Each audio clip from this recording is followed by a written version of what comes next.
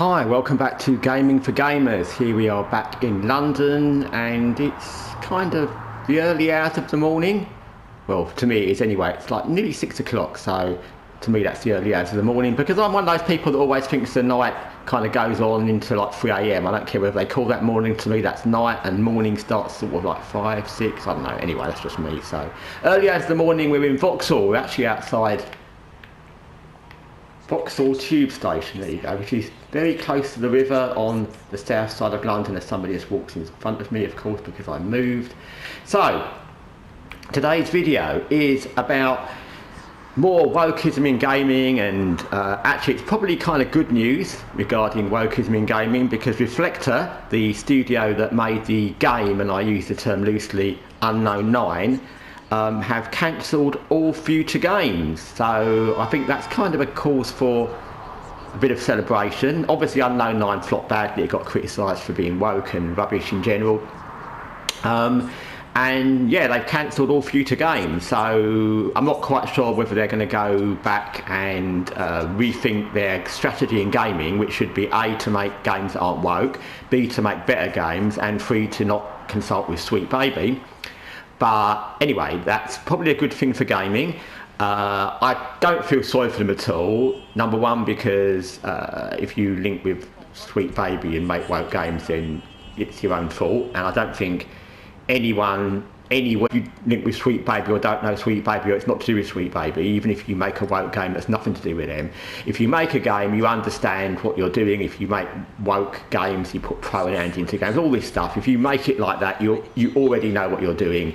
And bearing in mind what's gone on in gaming in the last few years, you understand exactly what that is. And if you don't, you shouldn't be making games in the first place. Plus, I don't know Reflector, maybe they've made a decent game in the past, I don't know, I don't care.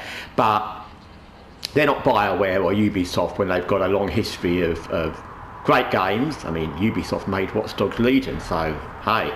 And obviously BioWare with Mass Effect and Dragon Age, etc. So it's not one of those situations where it's a great publisher who've gone bad, in a sense, because there's no joy in seeing BioWare or Ubisoft, those kind of companies, Obsidian, struggle or go down the pan just because they've made bad games, because we know they can make good games, and I don't think it benefits the industry or gamers or anybody if those companies fold or get taken over by Chinese companies, as with possibly Ubisoft, or I don't think it's good. So I don't rejoice when I see these companies struggling. It's their own fault and I don't feel sorry for them, but I don't think, yay, that's great.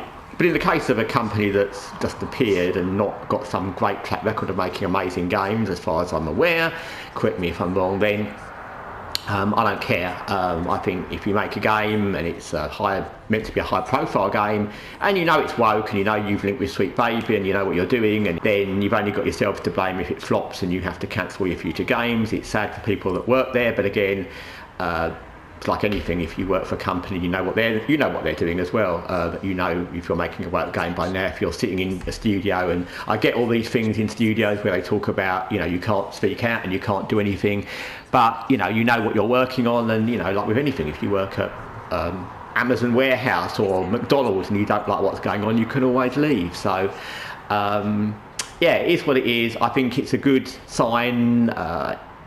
Somebody once put in a comment on here in the woke pushback, and I think it's a good sign that the woke pushback is getting stronger. I think gamers are not accepting woke games, and it's become a much bigger thing now where companies are just being called out straight away, to the point where companies are being called out probably before they've even made a game, and maybe the game isn't a woke game, but just because you've got something that might link to Sweet Baby or a character that's gay or possibly different gender or something like that, you get called out before you've even made the game, which is a bit over the top. I think, as I've said before, you need to look at each game separately, and we can't just jump on the bandwagon of saying everything's woke just because it's got little thing in it. But yeah, we know that Unknown 9 was awful in general, and whether or not a game's woke, if you make an awful game, then it's your own fault if you can't make any more. So yeah, Reflector, don't know what they're going to do next. Hopefully they either make better games, or maybe they should consider whether they need to do something in another industry. Maybe they should do a fast food takeout or something. Anyway, thanks for watching Gaming for Gamers. Till next time, take care for now.